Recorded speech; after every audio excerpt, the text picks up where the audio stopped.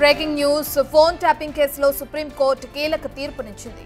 ప్రధాన నిందితుడు ప్రభాకర్ రావు 3 రోజుల్లో స్వదేశానికి రావాలని ఆదేశించింది. విచారణకు సహకరించాలని స్పష్టం చేసింది. ప్రభాకర్ రావు అమెరికా నుంచి ఇండియాకు రావడానికి వీలుగా పాస్పోర్ట్ పునరుద్ధరించాలని ఆదేశించింది. ఇక పాస్పోర్ట్ పునరుద్ధరించిన తర్వాత వేరే దేశానికి వెళ్లకూడదని కోర్టు స్పష్టంగా చెప్పింది. తదుపరి విచారణ వరకు ప్రభాకర్ రావును అరెస్టు చేయవద్దని రాష్ట్ర ప్రభుత్వాన్ని ఆదేశించింది.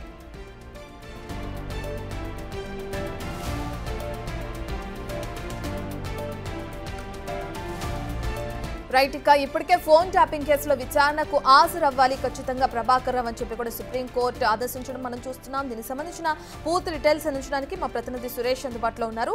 రైట్ సురేష్, ఏదైతే కోర్టు ఆదేశించిందో దాని ప్రకారం చూసుకుంటే ప్రభాకర్ రావు ఏమైనా స్పందించే అవకాశం ఉందా? ఖచ్చితంగా ఆయన రావాలని ఆదేశించింది. మరి దీనికి సంబంధించిన డీటెయిల్స్ ఏ విధంగా ఉన్నాయి? ప్రభాకర్ రావు ముందస్తు బెయిల్ పిటిషన్ హైకోర్టులో కొట్టివేయడంతో సుప్రీంకోర్టులో ముందస్తు బెయిల్ ఇవ్వాలని చెప్పేసి కూడా పిటిషన్ వేయడం జరిగింది. ఆ పిటిషన్ పైనే ప్రభాకర్ తరపు న్యాయవాదులు వాదనలు వినిపించారు. అదే విధంగా పోలీసుల తరపున కూడా సీనియర్ న్యాయవాది వాదనలు వినిపించారు. సిద్ధార్థ లూత్రా వాదనలు వినిపించారు. దీనికి సంబంధించి సుప్రీంకోర్టు కీలక ఆదేశాలు జారీ చేయడం జరిగింది. ప్రభాకర్ రావు పాస్పోర్ట్ రద్దయింది కాబట్టి ఆయన ఇండియా వచ్చే విధంగా ఆయన పాస్పోర్ట్ తిరిగి పునరుద్ధరించాలని చెప్పేసి ఆదేశాలు జారీ చేయడం జరిగింది.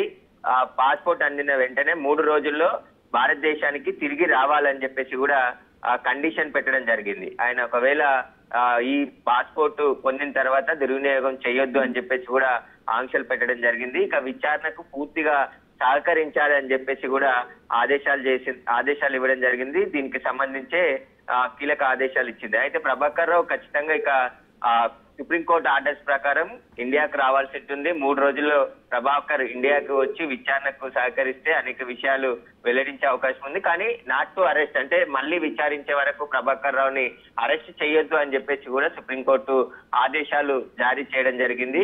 అదొక స్వల్ప ఊరట మాత్రం ప్రభాకర్ రావుకు లభించింది. కాబట్టి ఖచ్చితంగా ఆయన 3 రోజుల్లో భారతదేశానికి తిరిగి వచ్చే అవకాశం ఉంటుంది.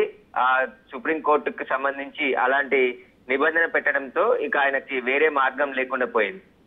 సురేష్, అయితే ఆ ఫోన్ ట్యాపింగ్ కేసులో కీలకంగా ఉన్నారు ప్రభాకర్ రావు వస్తే తనని విచారణ చేస్తే ఈ కేసు ఒక కొలిక్కొచ్చే అవకాశం కనిపిస్తున్న నేపథ్యంలో మెయిన్ ఇప్పుడు పాస్పోర్ట్ పునరుద్ధరణ అనేది తెరపైకి వస్తుంది. దానికి ఎంత సమయం పట్టే అవకాశం ఉందంటారు Suresh?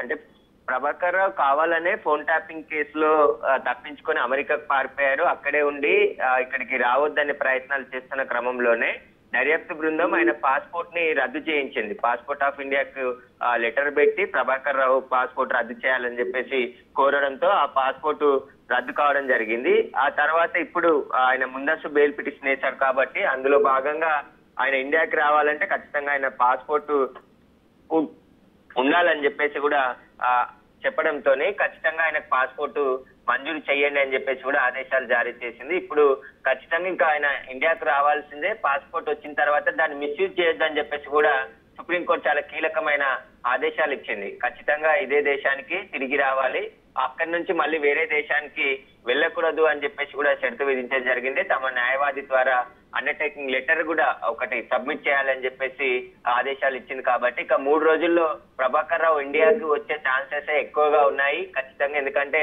Supreme court guide lines orders ఇచ్చింది కాబట్టి ఇప్పుడు ఖచ్చితంగా ఆయన ఇంకా ఇండియాకి రావాల్సిన పరిస్థితి ఉంటుంది. లేని పక్షంలో ఇక ఇప్పటికే ఇంటర్పోల్ కి రెడ్ కార్నర్ నోటీసులు కూడా జారీ అయ్యాయి కాబట్టి అక్కడి నుంచి డిపోర్ట్ చేసే అవకాశాలు ఉన్నాయి. కాబట్టి వీళ్ళని త్వరగా ఇక హైదరాబాద్ కి వచ్చే ప్రయత్నమే ప్రభాకర్ రావు చేస్తాడని చెప్పేసి ఆయన లీగల్ టీం చెప్తున్నారు. కానీ చూడాలి, 3 రోజుల్లో హైదరాబాద్ కి వస్తే ఆయన విచారణ ఎదుర్కొంటే చాలా కీలకమైన అంశాలు కూడా ఈ ఫోన్ ట్యాపింగ్ కేసులో బయటపడే అవకాశం ఉంది.